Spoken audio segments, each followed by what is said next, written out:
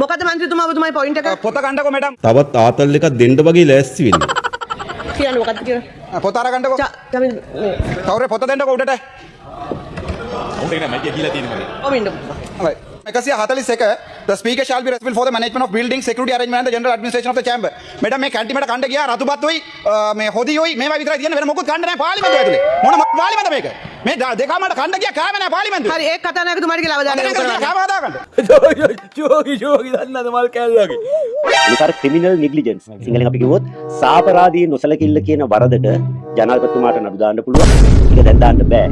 ඇයි? එතුමාට මුක්තිය තියෙනවා. හැබැයි අනුර කුමාර ජනාධිපතිතුමනි අපි ඔබතුමාට එක පොරොන්දුවක් දෙනවා. ඔබතුමාට අපිට දිනපතාවගේ පොරොන්දු දෙනවනේ. ඒ නිසා අපි ඔබතුමාට පොරොන්දුවක් දෙනවා. මොකද්ද පොරොන්දුව? ඔබතුමාගේ ජනාධිපති ධූරයෙන් සමුගන්නවනේ 2029. දංජයට ටිකක්වත් කාලාද දන්නේ නැහැ. එතකොට අපි ඔබතුමාට විරුද්ධව සාපරාධී නොසලකිල්ලට නඩු දානවාමයි. ඒ වරද ඔප්පු කිරීමට සාක්ෂි අප සතුයි. ඒ නිසා ඔබතුමා 2029 ඉඳන් අපි නඩු අහන්න අවුරුද්දක් වෙන් කරමුකෝ. 2030යි. 2030 සිට 2035 මේකට දෙන්න පුළුවන් උපරිම දඬුවම තමයි වසර 5ක සිරදඬුවම.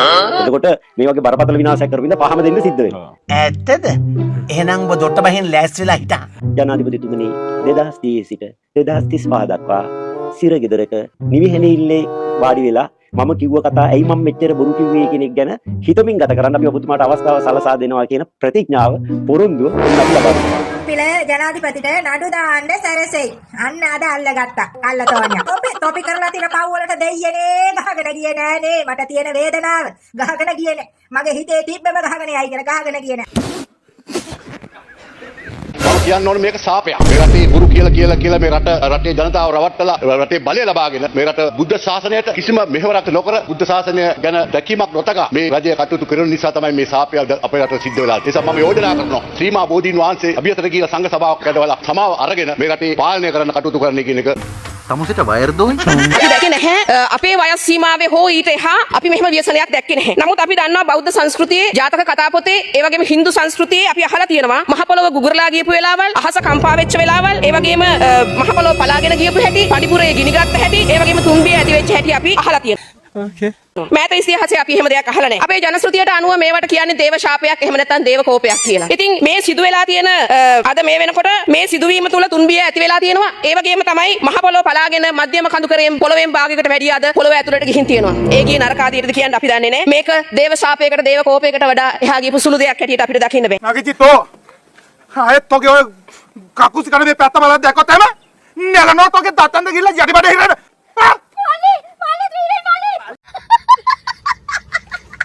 මහා බලු කපුටු දාණය YouTube බල්ලන්ටත් බැල්ලියන්ටත් සිවුරුකාරයන්ටත් කියන තුන් ගොල්ලා වෙනුවෙන් අද මහා බලු කපුටු දානයක් සූදානම් කළා උමන්දාවේ.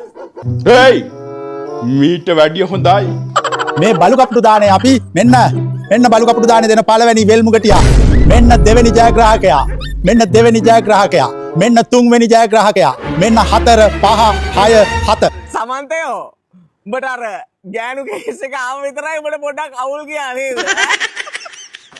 බලු කපුටු දාන දෙන්න තරමටම උඹට අවුල් ගියා නේද මේ? මේ ඇතුළු මෙකී නොකී සකල YouTube බල්ලන්ටත් YouTube බැල්ලියන්ටත් සිවුරුකාරයන්ටත් දෙන මහා බලු කපුටු දානයයි උමන්දාවේ කරවලකට දාලා බත්තු යලා තොපිට කණ්ඩල ඇති කරලා ඇවිල්ලා කාපියව පාර 70. ආධාර ලිස්ට් එකටත් දාන්න අර තදින් මතට ඇබ්බැහි වූවන්ගේ පුනරුත්ථාපනි ඒ ලිස්ට් එකටත් දාන්න. මොකද? මොකද මේ බල්ලු පිරලාද පන්සලේ? යකෝ බල්ලන්ටත් එන වෙලාව තියෙනවා. බල්ලන්ට බලු විදියට සලකන එකයි මනුස්සයන්ට මනුස්ස විදියට සලකන එකයි මම හොඳට දන්නවා. මේ බල්ලෙක් නෙමෙයි මේ ගලියක් නේ. ඔව් ඒ වුණාට බල්ලට අන්දලා තියෙන්නේ ගලියාද? මේ අපේ මේ ලැස්සුලා යන්නේ. වෙල්මුගටියා. මේ දඩ බල්ලාට ඔරොත්තු දෙන්න නැති ගතියක් තියෙන. ඔරොත්තු දෙන්න. ඒකටම සෙට් වෙනවා අනිත් තූප්පුවා තමයි ඉරාජ්. විෂ්ණු දෙවි හාමුදුරුවන්ටත් බටකොළ කැවුවා කියලා තියෙනවනේ. තිබ්බට බටකොළ නෙමෙයි කවන්න ඕනේ. ඔබට කවන්න ඕනේ තනකොළ. ඌට දෙන්න ඕනේ බලු කපුටු දානයක් නෙමෙයි. පාංශ කූලයක් දීලා අයින් කරලා දාන්න ඕනේ ඒකේ. පාංශ කූලෙ දෙන්න වටින්නෙත් නෑ මූට. පාංශ කූලෙ දෙන්න වටින්නෙත් නෑ. ඒ තරම් තිරිසනෙක්. මූ ඇවිල්ලා පට්ට ධාතු සුනකේ. සමන්ත බඩ ඔබ ධාතු සුනකේ ඔබට පිස්සු. ඔබ මං කියන්නේ බොරු නම් ඔබ ගිහිල්ලා මනෝවෛද්‍යවරයෙක් හම්බුයන් ගිහිල්ලා. විශේෂඥ මනෝවෛද්‍යවරයෙක් හම්බුයන්. එතකොට තේරෙවි ඔබට කොපමණ පිස්සුවක් තියෙන එකෙක්ද කියලා. මොකද පිස්සාට තේරෙන්නේ නෑ පිස්සෙක් කියලා. ඒ නිසා සමන්ත බඩ ඔබට පිස්සු යකෝ ගිහිල්ලා බෙහෙත් ගන්න. මට මොකුත් කියන්න බෑ ස්වාමීන් වහන්සේ කෙනෙක් නිසා මට මොකුත් කියන්න බෑ. මට පුළුවන් හොඳටම කියන්න. මේ තඩියටයි මේ වෙල්මුගටියටයි අද අපි හොඳ කෑමක් ලෑස්ති කළා. පිටුදුවේ සිරිදම්ම උඹේ ඔය බලු කපුටු දානේ කරවල කටුත් එක්ක දීපන් මරා මහින්ද රාජපක්ෂට, නාමල් රාජපක්ෂට, වැසිල් රාජපක්ෂට, චමල් රාජපක්ෂට, සසීන්ද්‍ර රාජපක්ෂට, රාජපක්ෂ පවුලේ හැතිකරේට උඹේ ඔය බලු කපුටු දාන දීපන් අපිට එපා. තෝට පිස්සු හැදුනේ උන් නිසා. පොඩ්ඩ දන්නේ නැද්ද? ඩාම් වෙනවා ඩූම් වෙනවා. මූතින මුණ මේ හිඟන්නෙක්. ඒක තමයි. මූ අනුට කහින හිඟන්න. මූ කුහක මේ YouTube අර මන්ද කර අර කවුද අපි අර සර් හෙලිකොප්ටර් එකේ ගිහලා හෙලිකොප්ටරෙන් නෙමෙයි ප්ලේන් එකෙන් හරි ගිහිල්ලා කමක් නැහැ දෙනවනම් දැන් අපි එක එකාට මුන්ට ඕන වාහන වල අපි යන්නේ නැහනේ. ඒ ජෙපි අපි යන්නේ නැහනේ මුන්ට ඕන වාහන වල. අපි යන්නේ අපිට ඕන වාහන වල අපි සල්ලි. දැන් මේ සමන්ත බද්දලාට රැවටිච්ච හරි මේ පිටදුවේ සිරිදම්ම කියන තක්කඩියට රැවටිච්ච දෙස් විදෙස් ෂෝට් කට් එකෙන් නිවන් යන්න පුළුවන් කියලා හිතන හරි උමන්දාවට ෆන් කරලා සමන්ත බද්දලා වගේ තක්කඩියකට ෆන් කරලා නිවන් යන්න පුළුවන් කියලා හිතන ගොබ්බසේනලාටත් අපි කියනවා චුට්ටක් ඇස් දෙක අරලා කල්පනා කරපළා මුන්ගේ උවමනාව මොකක්ද කියන එක. මොකද ඕගොල්ලෝ සමාජයට නිරාවරණය වෙන තරමට තමයි මිනිස්සුන්ට මේ අමතක වෙමින් යන්න ඉඩ තියෙන ගඳ නැවත නැවත ආඩේ මේ ගන්ධස්තර බොරවල් තාම ඉන්නව නේද කියලා පේන්න ඕගොල්ලෝ ඔහොම එන්න ඕනි. එතකොට තමයි අපිටත් ඒකත් එක්ක සමපාත කරලා මිනිස්සුන්ට මේ ඇත්ත පෙන්වන්න පුළුවන්කම තියෙන නිසා අපි යෝජනා කරන්නේ ඕගොල්ලෝ නිහඬ වෙන්න එපා. ඕගොල්ලෝ ඔය වැඩේ දිගට කරගෙන යන්න. ඕගොල්ලෝ මාධ්‍යට ඇවිල්ලා ඔවා කියන්න. මම හිතන්නේ අපි මේ රටේ බෞද්ධයන්ගෙනුත් ඉල්ලනවා. තවදුරටත් මම හිතන්නේ සමන්ත බද්ද කියන්නේ බෞද්ධයෙක්වත් බුදුරජාණන් වහන්සේගේ අනුගාමිකයෙක්වත් නොවන බව සමාජයට තහවුරු වෙලා ඉවරයි. ඒ නිසා ඕගොල්ලෝ ඔහොම ඇවිල්ලා ඔවා කිය පඬි ටෝක් දීදි ඉන්න එක ලොකු දව්වක්. හරි. හරිද? ඒ මිනිහා හෙලිකොප්ටරෙන් නෙමෙයි ප්ලේන් එකෙන් හරි ගිහලා වැඩේ කරා. මුන් ඒක කරාද? නෑ. මුන් කරාද? මේ මලු හිඟන්න කරේ අරුට මුට කයිවාරු පද හද හිටියක විතරයි. මේගොල්ලන් මේ ආණ්ඩුව ගෙනා ඉතින් ඒක තමයි උන්ට මේ අද දාන්නේ. මෙන්න තව අම්මන්ඩි කෙනෙකුත් බැල්ලියකුත් ඉන්නවා. ඒකෙන් තමයි දන්නේ. බලු කපුට දාන දීලායිද? අනේ හොඳයි. අල්හම්දුලිල්ලා. මන් නිසා මගේ නමින් බැල්ලියක් බත් ටිකක් කෑවා නම්. අල්හම්දුලිල්ලා. මට දී ගන්න මේ බල්ලෝ නෑ. මේ බල්ලෝ නෑ නිසා මේ මගේ නම කියලා බැල්ලියෙකුට බත් ටිකක් දුන්නා නම් උඹට පිං. හරිද? සමන්ත බඩ. මේමයි. මචං මිනිස්සු මුලා කරන මිත්‍යා දෘෂ්ටිකයා උඹ. බුද්ධ ශාසනය බුද්ධ ධර්මය බුදුජානන් වහන්සේගේ ධර්මයේ මුවාවෙන් බෞද්ධයා මුලා කරන එකෙක් තමයි උඹ. උඹ තමයි රියල් නිකන්ටයා. මේ ඔක්කොම බල්ලෝ බැල්ලිය එකතු කරලා මේ තව එකෙක් ඉන්නවා අලුතෙන් ආපු හිඟන්නේ. මෙන්න. ඒව දන්නේ ඔව් ඒක මේ අපි තේරුවා තරංගෙකින්. මට මොකද කියන්න බෑ මේ නෑ නෑ මම කියන්න ඕනේ කියන්න මේ ගිඟන්නන්ට මේ සිවුල්කාරයන්ට කියන්න ඕනේ කියලා අපි අද තියනවා හොඳ කෑමක් දෙන්න මේගොල්ලන්ට. දැන් ඔය පන්සල නෙමෙයි නේද මෙතන චූපාරක් කරනවා. මුවා රොයල් පාක් එකේ ගෑගිලි. බතක තියාගෙන අපිට මඩ ගැව්වාම අපි ඒව ලස්සනට ගඩොල් කපලා විකුණනවා උඹලාටම. හරිද? අපි දැන් එදා ඉඳලම ගහපු ගේම් එක. ඔය මාද බඩට ගන්න පුටුවක් බලන වාදි කියන්නකෝ. ආපදාවට ලක්ුණු ජනතාවට ලබා දිය යුතු සහන ටික ඉදිමත්ව ඉක්මනින්ම ක්‍රියාත්මක කරන්නට කටයුතු කරන්නට ඕන. දැන් හෙට දිනේ සම්මත කරගන්නට බලාපොරොත්තු වෙන බිලියන 500 පරිපූර්ණ ඇස්තමේන්තුව අපේ පූර්ණ සහයෝගය දෙන්න. අනේ ප්ලීස් එපා. හැබැයි ඇස්තමේන්තුව අනුමත කරගත්තා වගේම මේ පොරොන්දුණු සියල්ල කඩිනමින් ක්‍රියාත්මක කරන්නට විධිමත් ශක්තිමත් වේගවත් ක්‍රමවේදයක් යාන්ත්‍රණයක් ක්‍රියාත්මක කරන්නට ඕන නිර්දේශපාලනීකරණයට ලක්ුණු ක්‍රමවේදයක් තුල ඉදිරියට යන්නට ඕන. මං සතුව තිබෙනවා අර ගෙවල් පිරිසිදු කරන්නට 25000 ඇප්ලිකේෂන්. ඔබතුමා මතක් කරන එක ඇත්ත. හැබැයි කාලරාමයක් අවශ්‍යයි. හැබැයි අද සිකුරාදා අද අපි කිව්වට පස්සේ සඳුදා ගිහිල්ලා ලැබුණාද කියලා අහන්න නම් එපා. නෑ ඒක සාධාරණ නැහැනේ. එතකොට ගෙවල් පිරිසිදු කර ගැනීමට දෙන රුපියල් 25000. එතකොට ගෙවල් පිරිසිදු කර ගැනීමට දෙන රුපියල් 25000 රුපියල් 25000 දරුවන්ගේ පොත්පත් ඔක්කොම ගියයි කිව්වනේ. කිසිම දෙයක් ඉතුරු නැහැ. එතකොට අර දරුවන්ට ලබා දෙන 25000. එතකොට අර දරුවන්ට ලබා දෙන 25000. ඒ අඩුම ගානේ මේ ලියාපදිංචි කිරීම. ලියාපදිංචි අද තාම ෆෝම් ටිකවත් බාර ගන්නවා කියලා කටියට එන්නේ කියලා තිබ්බේ. අයින් කියලා දෙන්න. නේද? එහෙම වහනකොට තමයි ප්‍රශ්නේ. අද සිකුරාදා මේක සම්මත කරනවා. සඳුදා ගිහිල්ලා අහනවා ලැබුණාද පොතේ ලියා ගන්නවා. ඇත්තටම අපි මේකට ඕරිසිනල් මහත්මයා කියලා පත් කරන්න හිතන් ඉන්නවා. 2016 තමයි අක්කර 250ක් ඉදම මේක පුද්ගල කීටමක් මහා බාරකාරයට තිබිලා තමයි විලියම් සුඩ්ලි කියන සමාගම පවරගෙන කල්කොරි අතරකුයි දවමෝලකුයි කරන්න තමයි මේ කන්ද මුදනේ ඉදම අරගෙන තියෙන්නේ. උද්ඝෝෂණය කරලා ඒ වෙලාවේ 2016 ඉල්ලනවා මේ කොරිය නතර කරන්න මේ දෙමි තියෙනවා අපි පෙන්නලා දෙනවා අනිවාර්යයෙන් මේක නාය යනවා. මේක පතල් හරපු හිස් උඹහක් වගේ කන්දක් සම්පූර්ණ කන්දම කඳු වැටියම. එවකට දේශපාලන සහ රජයේ නිලධාරීන්ගේ තියෙන අත්නෝමතික ක්‍රියාකලාපයේ හින්දා කිසිම කෙනෙක් මේකට ඇහුම් කන් දෙන්නේ ඉච්චර පෙන්නලා. නමුත් අපි කියපු විනාශේ අපි කාලවක වුණත් අවුරුදු 10ක්වත් මේක දිගින් දිගටම පවත්වන්න වෙන්නේ නැහැ මේ තත්ත්වෙ දිගට කරගෙන. අවුරුදු 8ක් ඇතුළත මේ කන්ද නාය යනවා. මමයි පාර්ලිමේන්තුවේ අපේ ඉන්න කොම්බලෙක් ඒක ලොකු හඩක් නගන්න පාර්ලිමේන්තු විවාදයේදී ගම සිදුවලා තියෙන සාධාරණයක් වැඩි විස්තර අරගෙන අපි මේ ගම්මානයේ වෙනුවෙන් ගම ආරක්ෂක වෙනුවෙන් සටන් කරනවා. වර්තමානයේ විපක්ෂ නායකවරයා ලෙස පාර්ලිමේන්තුවේ හඬක් නැගීමට සූදානම් වන බව කියන මේ පරිසර විනාශය කුමක්ද? ජනතාව මේ මැසිවිලි නගන්නේ කුරුණෑගල දිස්ත්‍රික්කයේ රිදීගම සහ මාවතකම ප්‍රදේශ ලේකම් කොටස් දෙකට අයත් ගොමුන්නා කන්දට සිදු කර ඇති විනාශය පිළිබඳවයි. මේ කන්ද ගල්කුරි පවත්වාගෙන යන්න ඉඩ දෙන්නේ 2016 දී. 2016 දී සජිත් ප්‍රේමදාස යහපාලන ආණ්ඩුවේ ඇමතිවරයෙක්. What the fuck? හරි පිළිවෙලක් ප්ලෑන් එකක් ප්‍රෝග්‍රෑම් එකක් ප්‍රොජෙක්ෂන් එකක් නැත්නම් සිංහල අවුරුදු අප්‍රේල් මාසේ මැයි මාසේ වෙනකොට ලංකාවේ විශාල ආර්ථික ව්‍යසනයකට යනවා. ඔන්න අද දිනේ ලියලා තියාගන්න අපි කිව්වයි කියලා.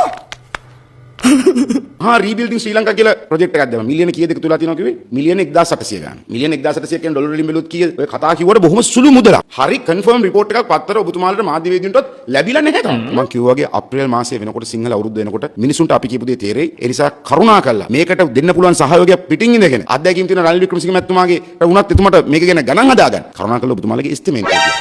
ඒ නිසා මම දැක්ක අප්‍රේල් වලදී නේද? වැටෙනවා නේද? ආර්ථිකය කඩා වැටෙනවා කියලා මම හිතන ඔබතුමා ගියා දැන් අර අභ්‍යන්තර සාකච්ඡාවක් තිබුණේ ඔබතුමාලගේ පක්ෂේ. ඔබතුමා කියන්නේ නැද්ද ආර්ථික සාකච්ඡාව? ආරාධනා කළා නේ රවි කරුණානායක මන්ත්‍රීතුමාට. ඒ සාකච්ඡාවේදී කියලා තියෙනවා දැන් අප්‍රේල් වල මේක වැටෙනවා කියලා. ඒක අහගෙන ඇවිල්ලා මම දැක්කා කීප දිනක්ම මාධ්‍ය සාකච්ඡා කරා අප්‍රේල් වල වැටෙන කතාවක් ඉදිරිපත් කළා තිබෙනවා.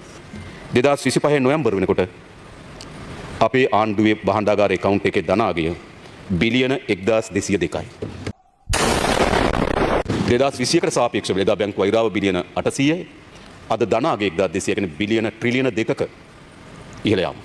ඒක ඉතාල වැදගත් අපේ රටේ ආර්ථිකේ. මම හිතන්නේ එවැනි සංචිතයක් නොතිබෙන්න අපිට අද මේ බිලියන 500 වෙන් කිරීමේ හැකියාවක් ලැබෙන්නේ නැහැ.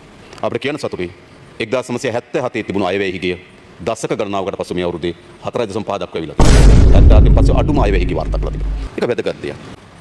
අයවැය ඉලක්ක බැලුවොත් මුළු අපේ අයවැය ඉතිහාසයේම ආදායම් ඉලක්ක අභිභවාගීපු අවුරුද්ද බවට මේ අවුරුද්ද පත් වෙලා තියෙනවා. මුළු ඉතිහාසයේම. හැමදාම අයවැය ලේඛනෙන් ආදායම් අපේක්ෂා කරනවා. හැබැයි ආදායම් උපයාගන්නේ නැහැ. මේ අවුරුද්දේ අපි අපේක්ෂා කරා බිලියන 4960ක්. මේ 2025 දෙසැම්බර් 15 වෙනකොට බිලියන 5125යි. ලංකා ඉතිහාසයේ පළමු වතාවට අයවැය ලේඛනකින් අපේක්ෂා කරන ආදායම ඉක්ම යන්න අපිට පුළුවන්කම ලැබෙනවා. මේ හිතනවා ඇති නත්තල් පප්පා වගේ එතුමා කවදාවත් මෙච්චර ලොකු මුදලක් හසුරුවලා නැහැ. අනුර කුමාර මහත්තයාට හම්බුන පඩියයි පළවැත්තෙන් ගෙවපු පඩියයි නේ දැකලා තියෙන්නේ. ඉතින් මේ කෝටි ගණන් දකිද්දි හිතනවා ඇති මාර ලොකු ගාණක් නියමයි මම දැන් මේක බෙදුවම දැන් ගමේ මිනිහටත් හරි ආසයිනේ. දැන් ගිහිල්ලා අර මම දැක්ක ඌපරණකම ප්‍රාදේශීය ලේකම් කාර්යාලයේදී 25000 මදිනේ. 75000 දෙමු. ගෙදරින් ගෙනල්ලා. අසරණකම හිතනවා මේ මුදල් එහෙම දැන් පිළිවෙලක් තියෙන්න ඕනේ. ඉතින් ඔබතුමාලා හිතන්න කෝටිය ගානේ සල්ලි ගෙවන්නේ දිනෙස් වලට. කොහොම මරා ගැනීමක් තියෙයිද? ඒකයි මම කියන්නේ අද දිනේ කිව්වයි කියලා ලියලා තියාගන්න. දෙසැම්බර් 15 වෙනිදා අප්‍රේල් මාසේ 15 වෙනිදා රටේ ඩොලර් එක කීයට යයිද කියලා බලන්න. රටේ ආර්ථිකය මොන විදියක කප්පාදුවකට ලක් වෙයිද කියලා බලන්න. අනුර කුමාර දිසානායක ගැන අරුණ පරපුරට රටේ පට්ට විශ්වාසයක් තියෙන ඔයාට වඩා. ඔයා මහ ඇමති වෙලාව පාර්ලිමේන්තුවේ ගිහිල්ලා ඔයා කරපු සෙල්ලම් ටික අපි දැක්කනේ. මැරලි ඉපදුන්නේ නැහනේ. ඔයා කොහොමද අර නිලියෝ ටිකත් එම ඔයාගේ අමාත්‍යාංශ අරගෙන ප්‍රොමෝෂන් වලට ගෙනහිල්ලා හතර වටේ සල්ලි ගෙවලා කෝටි ගණන් ලස්ස ගණන් වලින් සැප සම්පත් දීපු විදියනේ. ඔයාලා වෙනුවෙන් ඍතු ආකර්ෂලා වගේ අම්මන්ඩිලා ටිකක් නම් පෙනී ඉඳීවි. වරප්‍රසාද වරදාන වෙනුවෙන්. අපිට නම් ඉතින් ඔයාලා ඉතින් ඇත්තටම කිව්වොත් එම පාංකඩ හොඳේ. තරුණ සේවා සභාව සංගීතවලට වැය කළ මිලියන 538 නිලධාරීන්ගෙන් අය කරගන්න විගණනය කියනවා. සීයා කදුත් කෑවා, බාරුත් බෙදුවා, ෆනුත් ගත්තා, මියුසිකල් ෂෝට් ගැහුවා. අන්තිමට සීයා ඉන්න ටිකේ ජොලිය හිටියා, ගෙදර ගියා. කොත්මලේ ඩෑම් එකේ ප්‍රශ්නේ. දැන් ගම්පොළ නගරයාවට මේ ප්‍රදේශීය ගම්වතුරට ලක්වීම බලක්වා ගැනීමත් එක පරමාර්ථයක් කොත්මලේ ওই ජලාගාරය ඉදිකිරීමට. 978 ජයවර්ධන ජනාධිපතිවරයා ආවට පස්සේ පළවෙනි අවුරුද්දෙම මේ ගම්පොළ නගරය යට වුණා. ඊට පස්සේ පළවෙනි වතාවට ආයි ගම්පොළ නගරය යට වුණේ 2025. හරි. කියනවාකෝ ඉතින්. මොලවදී. එදා සිට මේ දක්වා ගම්පොළ නගරය යට වුණේ නැහැ. විශේෂයෙන්ම කොත්මලේ ওই මහා ජලාශය හැදපු වේල්ල හැදුවට පස්සේ ගම්පොළ නගරය යට වුණේ නැහැ. නගරයට පහළ තීරු යම් ප්‍රමාණයකට යටවීමක් වෙනවා වතුර උදාහරණකොට. නමුත් නගරය කරා ඒක ආවේ නැහැ. ඒ නිසා ගම්පොළ නගරයේ ආර්ථිකය බිඳ වැටුනේ නැහැ. දැන් ජයවර්ධන ජනාධිපතිවරයාත් එක්තරා දුරකට සංකේතාත්මකව කියවෙන්නේ ඉන්දියාවට මේ රට පාවා දුන්නු කෙනෙක් හැටියට. එයා ඇවිල්ලා අවුරුද්දෙන් 78 ගම්පොළ නගරේ යට වුණා. මේගොල්ලෝ ඉන්දියාවත් එක්ක ගිවිසුම් 7ක් ගැහුවා. මොකක්ද කියලා කවුරුත් දන්නේ නැහැ. මෙයා ඇවිල්ලත් අවුරුද්දෙන් ගම්පොළ නගරේ යට වුණා. ගම්පොළ යටවීම සහ ඉන්දියානු ගිවිසුම් අතර සම්බන්ධය ඇත්තටම රාවණා හොයාගත්තා වගේ විශාල සොයා ගැනීමක්. හරිද? එක අතකට මේ જાතියේ උන් තමයි ඒ කියන්නේ මේ විමල් වීරවංශලාගේ මේ තින්කින් පැටර්න් එක තියෙනවනේ මේක මචං ලේසියෙන් මිනිහෙකුට එහෙම ජනනය වෙන එකක් නෙමෙයි. ඒ කියන්නේ මේ ගානට තර්ක ඒ කියන්නේ ඉන්දියාවත් එක්ක ගිවිසුමක් අත්සන් කිරීමෙන් ගම්පොළ යට වෙනවා කියන එකේ තියෙන ලොජික් එක මම හිතන්නේ ඒක ඉතාල හොඳ මේ මිම්මක්. අපිට දැන් පුළුවන් බලන්න මෙන්න මේක අනිත් පැත්තට බලන්න පුළුවන් මේ විදිහට. මින් ඉදිරියට කවදා හරි ගම්පොළ යට වුණොත් අපිට හොයලා බලන්න පුළුවන් කවුරු හරි අපිට හොරෙන් ඉන්දියාවත් එක්ක ගිවිසුමක් දාන්න. එහෙම ගන්න පුළුවන් නේ කියන්නේ. ඉන්දියාවත් එක්ක ගිවිසුම් ගැහුවාම තමයි ගම්පොළ යට වෙන්නේ.